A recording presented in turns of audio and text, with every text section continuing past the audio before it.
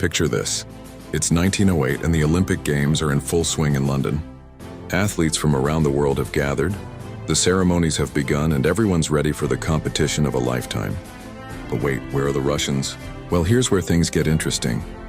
While the rest of the world had largely adopted the Gregorian calendar, Russia was still faithfully following the Julian calendar, which they'd been using for centuries.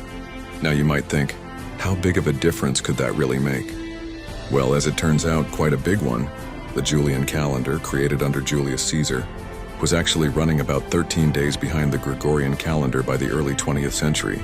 So when the Russian Olympic team checked their calendars and started preparing for their journey to London, they were literally living in a different time than the rest of the world. Imagine the scene. The Russians, confident they were right on schedule, arrive in London only to find that they've missed nearly 2 weeks of the Olympics. Their athletes, who had trained for years, showed up to empty stadiums and missed events. It's like showing up to a party 2 weeks late because your watch was set to a different century. This wasn't just a small oversight, it was a perfect example of how something as simple as a different way of tracking time could have such significant consequences. The Russian team must have been absolutely mortified. Picture these world-class athletes dressed in their finest uniforms, ready to represent their nation, only to discover they'd missed their chance to compete in many events. What makes this story even more fascinating is that it perfectly captures a moment in history when the world was still adjusting to global standardization, while we take it for granted today that everyone follows the same calendar.